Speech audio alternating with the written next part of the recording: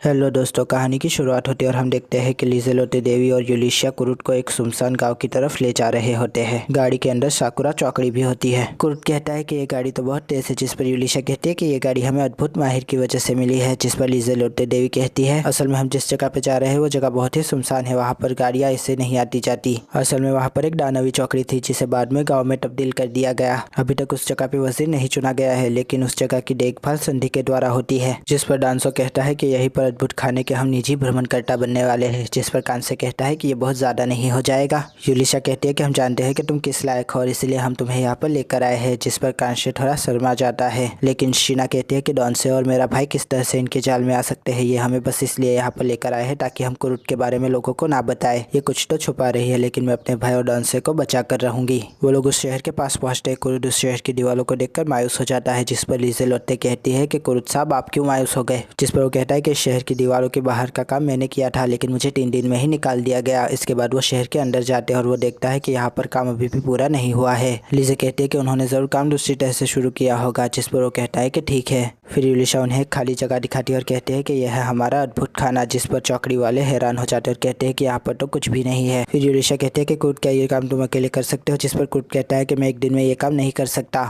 जिस पर डॉन से कहता है कि सही कहा, यह काम अकेले एक दिन में करना नामुमकिन है। और शीना कहती है कि कुर्ट से ये काम मत करवाना अकेले। फिर कुर्ट कहता है कि मैं 3 दिन में ये काम कर दूंगा। जिसके ऊपर सब लोग हैरान हो जाते हैं और डॉन से कहता है कि 3 दिन में भी ये काम करना असंभव है। यूलिशा कहती है कि अगर 3 दिन से ज्यादा वक्त लग गया तो भी कोई बात नहीं है, तुम आराम से काम करना और मुझे बताओ कि तुम्हें क्या चीजें चाहिए। जिस पर कुर्ट कहता है कि आप लेकर आएगी। ठीक है। फिर वो एक पर्ची लिख के दे देता है। यूलिशा उस पर्ची की सामग्री को पढ़ती है। हमें फिश सफायन और ग्रिफिल के पंख। जिस पर शीना कहती है कि आखिर इसे ये सब क्यों चाहिए। फिर लिजेलोटे देवी कहती है कि कुर्ट साहब मैं आपका काम बनते हुए देखूंगी, लेकिन तभी वो कहता है कि मुझे नहीं पता कि मैं अद्भुत खाना बना भी पाऊंगा या नहीं। शीना बहुत ही तफ्तीशनाक हो जाती है। यूलिशा उसे भाप लेती है और तभी वो कुर्ट से कहती है कि कुर्ट तुम काम करो, हम जाके आराम करते हैं कोठी में, और तुम्हें भी आराम करने कोठी में आना है, ये भूल मत जाना, तुम्हें खाना भी खाना है। तभी कुर्ट कहता है कि ठीक है, मैं सुबह और शाम को आ जाया करूंगा। जिस पर लिजेलोटे देवी कहती है कि कुर्ट साहब अपना ध्यान रखिएगा खाने का। यूलिशा चौकड़ी वालों से कहती है कि वो सब आराम से बैठ जाए। जिस पर डॉन से कहता है कि तुम्हें कुछ बात करनी है। जिस पर यूलिशा कहती है कि हाँ मुझे बात करनी है, लेकिन तभी वहाँ पर शीना बोलती है बीच में। वो कहती है कि तुम हमें सच्चाई बताने के लिए यहाँ पर लेकर आई हो ना। जिस पर डॉन से कहता है कि क्या हुआ। जिस पर वो कहती है कि उसने अकेले ही उन सारे के सारे गोलम ड्रैगन्स को हरा दिया था। वो कुरुट ही था जिसने मामूली से चाकू से ड्रैगन्स का खनन कर दिया। उसने ये भी कहा कि वो ये सब पहले भी करता आया है। डॉनजे और शीना का भाई हैरान हुए होते हैं, लेकिन तभी शीना कहते हैं कि अब हमें बताए कि कुरुट है कौन और आप दोनों भी। जिस पर यूलिशा कहते हैं कि मैं पहले एक शाही राज भ्रमण करता थी जो कि शाही परिवार के लिए भ्रमण करती थी। फिर यूलिशा कहती है कि ये जो लिसे है मतलब कि ये जो देवी है। जिस पर वो खड़ी हो जाती है और कहती है कि मुझे बताने दे, मेरा नाम है लिजेलोटे होमोरस, मैं राजघराने की तीसरी शहजादी हूँ। शीना का भाई अदब में खड़ा हो जाता है, लेकिन तभी लिजेलोटे देवी कहती है कि आप बैठे रहिए, मुझे अपनी पहचान छुपानी है, इसलिए मुझे लिजे मान के ही बर्ताव करते रहिए। शीना कहती है कि क्या कुरुत भी शाही है। जिसके ऊपर यूलिशा कहती है कि ना ही वो शाही है ना ही नवाबी है, उसके बारे में ज्यादा जानकारी नहीं है। उसके जंगी हुनर सारे जी रैंक के है, लेकिन जंग के अलावा जितने भी हुनर है वो SSS रैंक के है। जिस पर डॉन से कहता है कि भार उठाना और खनन करना ये तो जंगी हुनर होते भी नहीं है। जिस पर यूलिशा कहती है कि सही कहा। असल में बात यह है कि कुरुत कितना माहिर है ये खुद वो भी नहीं जानता, उसे बस यही बताया गया है कि उसके सारे हुनर B या C रैंक के है। जिस पर सीना कहती है कि ऐसा क्यों। फिर यूलिशा कहती है कि यहाँ का अद्भुत माहिर भी कुरुत ही है, लेकिन ये बात राज है। शीना कहती है कि आप उसे उसकी काबिलियत के बारे में बता क्यों नहीं देते। जिस पर यूलिशा कहती है कि अगर हम बता भी दे तो भी वो भरोसा नहीं करेगा। जिस पर शीना कहती है कि फिर भी आपको उसे बता देना चाहिए। जिस पर यूलिशा कहती है कि असल बात यह है कि अगर उसकी काबिलियत के बारे में लोगों को पता चला तो कोई शैतान उससे गलत फायदा उठाने की कोशिश करेगा। जिस पर शीना कहती है कि फिलहाल तो आप है जो गलत फायदा उठा रही है उसकी काबिलियत का। जिस पर शीना कहती है कि डांसो और मेरे भाई अब मुझसे और नहीं हो पाएगा, मैं इनका साथ नहीं दे सकती, लेकिन तभी उसका भाई उसे पकड़ लेता है और वो खामोश हो जाती है। डांसो कहता है कि आप आगे बोलिए। लिजेलोटे देवी कहती है कि कुर्ट साहब का दलिया खाने के बाद मेरा श्राप चला गया। जिस पर शीना कहती है कि कैसा श्राप। जिस पर यूलिशा कहती है कि असल में लिजेलोटे देवी को कुछ लोग मारना चाहते हैं और उनको फंसाने के लिए ही हम लोग यहाँ पर आए हैं। शीना कहती है कि क्या कुरुट ये सब जानता है। जिस पर लिजेलोटे देवी कहती है कि नहीं जानते, वो मुझे भी नहीं जानते थे, लेकिन उन्होंने मेरी मदद की। तभी यूलिशा कहती है कि वो बहुत ही साफ दिल है और बहुत ही भोला है। कुरुट बिना किसी वजह के लोगों की चिंता करता है और लोगों की मदद भी करता है, और इसीलिए मैं उनको बचाना चाहती हूँ। जिसके ऊपर लिजेलोटे देवी कहती है कि आप भी उनकी रक्षा करें, इसलिए नहीं क्योंकि मैं राजकुमारी हूँ, बल्कि इसलिए क्योंकि मैं उनकी एक दोस्त हूँ और मैं जानती हूँ कि वो बहुत ही अच्छे हैं। वहाँ पर एक लम्हे के लिए खामोशी तारी हो जाती है, लेकिन तभी डॉन से अपनी कटाना निकाल कर कहता है कि एक सिपाही का फर्ज है कि वो शाही हुकुम की पासदारी रखे, लेकिन हम कोई सिपाही नहीं है, लेकिन हम कुरुट कुरुट के दोस्त है क्योंकि हमने उसके साथ जान की बाजी लगाई थी।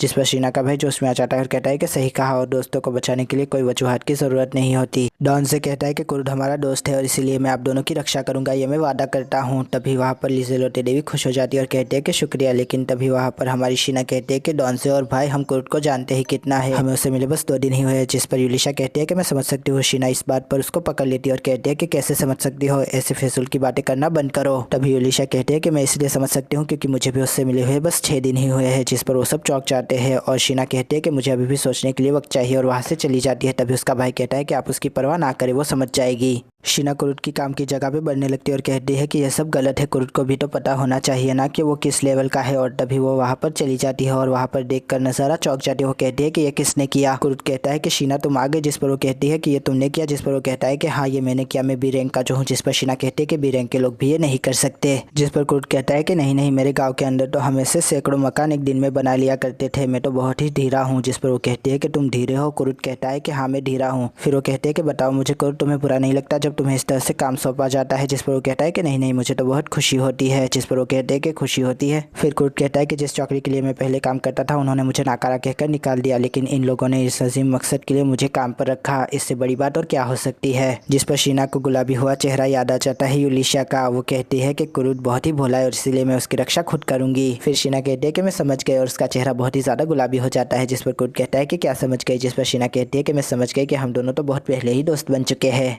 हमें डॉन से एक तरफ बैठा हुआ नजर आता है, लेकिन तभी वहाँ पर बेंडेन आ जाती है। वो कहते हैं कि मैंने पता लगा लिया, बिबिनोक के एक दुष्ट भ्रमण करता है जिसका दूसरा नाम 1000 चेहरे भी है। वो दुष्ट भ्रमण चौकड़ियों के अंदर घुसपैठ करता है और फिर उन्हें तबाह बर्बाद कर देता है और ये वो पैसों के लिए करता है। तुम्हें बर्बाद करने के लिए भी एक चौकड़ी ने पैसे दिए थे उसे, जिनसे तुमने काम छीना था। फिर डॉन से एक पर्ची को निकालता है। बेंडेना कहती है इसमें सारी जानकारी है। जिस पर वो कहता है कि समझ गया और उसे पैसे दे देता है। बेंडेना वो पैसे लेकर चली जाती है। हमें बिबिनोक के वेट्रेस को छेड़ता हुआ नजर आता है। तभी वो उससे हाथ छुड़वा के अंदर चली जाती है। वो कहता है कि तुझे तो मैं बाद में देख लूंगा। वो साकुरा चौकड़ी वाले बच गए। वो बहुत ही मोटी चमड़ी के हैं, लेकिन कोई बात नहीं, मुझे पता चला है कि वो तीसरी राजकुमारी के लिए अब काम करने लगे हैं। मुझे इससे बहुत ज़्यादा फायदा हो जाएगा। उनको तो खत्म करूंगा ही, साथ में तीसरी राजकुमारी को भी खत्म करके पैसे कमाऊंगा। जिस पर डॉन से कहता है कि पैसे कमाने का ये बहुत बुरा रास्ता है। जिस पर वो कहता है कि सही कहा, तीसरी राजकुमारी की कामयाबी वापस करने के लिए मुझे बहुत सारे ग्राहक मिल जाएंगे जो कि मुझे मुँह मांगी कीमत देंगे। और फिर वो हंसने लगता है, लेकिन तभी उसकी झपक जाती है और वो कहता है कि ये तो डॉन से है। तभी वो कहता है कि तुम कैसे हो बिबिनोक के। वो उससे बचकर भागता हुआ गली में जाने लगता है। वो कहता है कि उसे सब कुछ पता चल गया, लेकिन बेंडेना उसे फंसाकर गिरा देती है। तभी डॉन से उसके पीछे आता है और कहता है कि मुझे ये बात पहले से ही समझ जानी चाहिए थी। वो कहता है कि रुको रुको, लेकिन तभी डॉन से कहता है कि तुम्हें तो मालूम होगा गॉब्लिन्स की बस्ती के बारे में। क्यों? तभी बिबिनोके कहता है कि मुझे बिल्कुल भी इल्म नहीं था, लेकिन रुको रुको, हम तो दोस्त है ना, दोस्त दोस्त को नहीं मारते। और तभी डॉन से अपनी तलवार निकालकर उसकी गर्दन पे रख देता है। फिर डॉन से कहता है कि अफसोस मैं अब तुम्हें दोस्त नहीं मानता, लेकिन जिन लोगों को अब मैं दोस्त मानता हूँ अगर तुम उनके आसपास भी नजर आए तो वहीं पर काट दूंगा। ये कहकर वहाँ से चला जाता है। बेंडेना ये सब कुछ देख रही होती है। बेंडेना कहती है कि मुझे लगा वो इससे खत्म कर देगा, इससे अड़चने पैदा हो सकती है। तभी वहाँ पर 2 लोग आते हैं और उसको उठा के लेकर जाते हैं। जिस पर बेंडेना कहती है कि ये तो तीसरी दरबारी उस्ताद मिमिको के अधीन खुफिया कई फैंटम्स है। लेकिन तभी वहाँ पर एक कौवा उड़ता हुआ संदेश लेकर आता है। उस संदेश को पढ़ने के बाद बेंडेना कहती है कि मार्वेलस, वो बेचारी औरत, उसके बारे में सुनकर भी मुझे तरस आता है, लेकिन मेरे हकीम ने कहा था कि मुझे अभी उसकी परवाह करने की जरूरत नहीं है, इसलिए मुझे अभी जाना है कुरुट के गाँव। हमें एक जादुई चक्र में बीमार औरत पड़ी हुई नजर आती है और मुझे लगता है कि मैंडे फंसी होगी। हमें डॉन से और शीना का भाई दिखाया जाता है। शीना का भाई कहता है कि मुझे भरोसा नहीं हो रहा, ये ख्वाब है कि हकीकत। जिस पर डॉन से कहता है कि ये ख्वाब भी है और हकीकत भी। तभी हमें एक बहुत बड़ा अद्भुत खाना दिखाया जाता है। वो कहता है कि 3 दिन पहले यहाँ पर कुछ भी नहीं था। शीना कहती है कि वो देखो पापा, मोमो का पेड़। जिस पर यूलिशा कहती है कि फिर तो अगले बसंत में हमें अच्छे फल मिलेंगे, लेकिन फिर वो कहती है कि नहीं नहीं, इस पे तो अभी से फल आ गए, आखिर कैसे। हमें लिजेलोटे देवी हंसती कुटती नजर आती है। वो कहती है कि ये मेरा और कुरुट साहब का मोहब्बत खाना है। जिस पर यूलिशा कहती है कि नहीं नहीं, ये बस एक अद्भुत खाना है।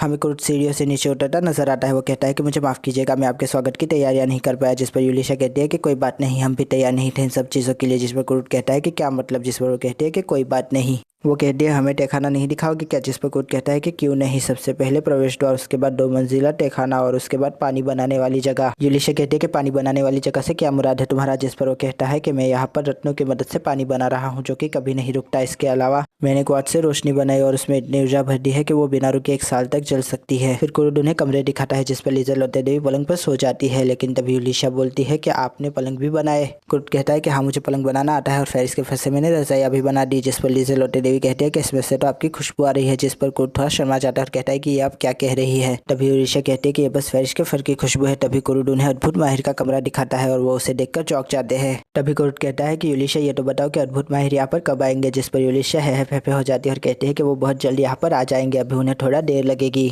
तभी यूलिशिया कहती है कि बताओ कुरुड तुम्हारा कमरा कौन सा है, जिस पर कुरुड कहता है कि मैंने अपना कमरा नहीं बनाया, मुझे लगा कि मैं बस साफ सफाई करने के लिए ही तो यहाँ पर हूँ, इसलिए फर्श के बाजू में छोटी सी जगह पर सो जाऊंगा। जिस पर वो सब के सब कहते हैं कि नहीं, हरगिज नहीं। फिर वो सब मिलकर कुरुड को समझाने लगते हैं, लेकिन कुरुड हामी नहीं भरता। लेकिन फिर आखिरकार वो हामी भर देता है और यूलिशिया कहते हैं कि इसको बनाने में 2 घंटे लगे हमें। यूलिशिया कुरुड से पूछते हैं कि तुम श्रापरोधक घेरा बना सकते हो, जिस पर कुरुड कहता है कि वो बनाना तो बड़ा मुश्किल होगा। जिस पर वो सोचती है कि समझ गई, तुम अभी इसके लिए तैयार नहीं हो। फिर वो मिमिको की दी हुए श्रापरोधक यंत्रों को हर जगह पे लगाने लगती है और कहती है कि इससे शायद हम बच जाएंगे जब तक कि वो आते नहीं है। इसके बाद वो सोचती है कि अब बस लीसेलोटे देवी का कमरा बचा है। फिर वो लीसेलोटे देवी के कमरे के बाहर भी यंत्र लगाने लगती है, लेकिन तभी वो दरवाजा खोल देती है और कहती है कि कुरुड साहब। जिस पर यूलिशिया कहती है कि कुरुड साहब को क्यों बुला रही हो। जिस पर लीसेलोटे देवी कहती है कि ताकि वो आए और अंदर घुस जाए, लेकिन तभी वो कहती है कि आपको इस तरह की बातें शोभा नहीं देती। जिस पर वो कहती है कि आप धीरे से बोलिए वरना सब लोग जाग जाएंगे। फिर लीसेलोटे देवी कहती है कि योरी तुम्हें इतना बुरा क्यों लग रहा है, कहीं तुम कुरुड के लिए मुझसे जल तो नहीं रही। लेकिन तभी वो कहती है कि मैं क्यों चलूंगी और है फेफे हो जाती है। वो कहती है कि आगे से कुरुड साहब के सामने ऐसे मत आइएगा, वो बहुत ही भोले है, आप समझ रही है ना। तब वो कहती है कि समझ गई।